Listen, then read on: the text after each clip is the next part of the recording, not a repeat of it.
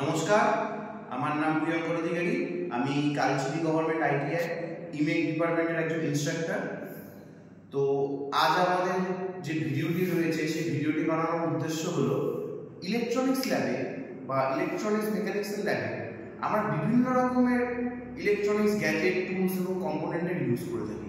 কিন্তু যখনই আমাদের কোনো রকমের সার্কিট ডিজাইন করতে হয়, যেখানে আমরা ছোট ছোট কম্পোনেন্টসকে একের সাথে অপরকে জুড়ে সেই সার্কিটটা বানাই, যেরকম ধরুন রেজিস্টার, বিভিন্ন রকমের connecting wires, capacitor, diode, relay, everything যত রকমের আমাদের কম্পোনেন্টস আছে সেগুলোকে যখন একে অপরের সাথে যুক্ত করতে হয়, ন্যাচারালি আমরা ছোট সার্কিটের ক্ষেত্রে আমরা সেখানে ব্রেডবোর্ডকে ইউজ করি, যেখানে ইন্টারনালি কানেকশন করা থাকে। ব্রেডবোর্ডের ভিতরে ইন্টারনালি কানেকশন করা থাকে আগে থেকেই।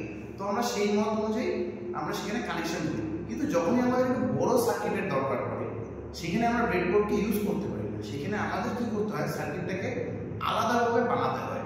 তো সেখানে বানাতে গেলে পরে আমাদের একটা পার্টিকুলারলি কোনো একটা বেসের দরকার হয়, একটা বেস মিনস একটা বোর্ড দরকার হয়, বা আমাদের বিভিন্ন রকমের যে কম্পোনেন্টসগুলো রয়েছে, যেরকম capacitor, diode, zener diode, LED, NDR, resistor, connecting wire, বা অন্য যে কোনো রকমের যে কম্পোনেন্টসগুলো রয়েছে ইলেকট্রনিক্সের, সেগুলোকে একে অপরের সাথে জুড়তে গেলে আমাদের অন্য রকমের একটু আমাদের নিয়ম মানতে হয় এবং অন্য একটু প্রসেস মেনটেন করে আমাদের জুড়তে হয়। তো আজকে আমাদের ভিডিওর মূল উদ্দেশ্য হলো সেটাই, যে আমরা যখন ব্রেডবোর্ডে কোনো সার্কিটকে কানেকশন করব না, যখন আমরা অন্যভাবে সার্কিটকে তৈরি করব, তখন আমরা কিভাবে করব।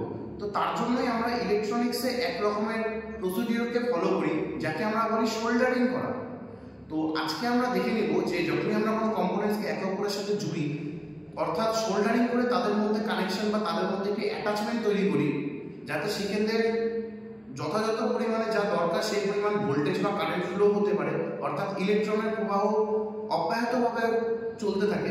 তো সেক্ষেত্রে আমরা সোল্ডারিং করে থাকি। তো এবার সোল্ডারিং করতে গেলে পরে আমাদের কি কি বেসিক জিনিসের দরকার আজকের ভিডিওতে আমরা সেখানে দেখে নিই।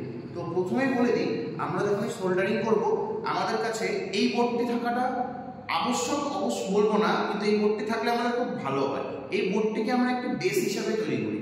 আমরা যে কাজটা ব্রেডবোর্ডে করতাম, ব্রেডবোর্ডে আমরা সেই কারণে করি যেহেতু আমরা একটা বেস পাই, কারণ আমাকে তো সার্কিটটাকে কোনো একটা জায়গায় রাখতে হবে, এক জায়গা থেকে আরেক জায়গায় নিয়েও যেতে হতে পারে। তো তার জন্য একটি ভালো একটি বেসের দরকার, যেখানে আমরা সেই সার্কিটটাকে বানাতে পারবো।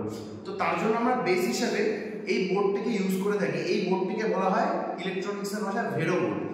এখানে আপনারা দেখতেই পাচ্ছেন যে এখানে অসংখ্য ছিদ্র রয়েছে এবং এর মধ্যে আমরা বিভিন্ন রকমের কম্পোনেন্টসের যে দুটো করে টার্মিনাল থাকে, বা ওয়্যারের যে দুটো সাইড, বা কিছু জিনিসের যদি দুটো বা তিনটে, যেরকম আপনারা ধরুন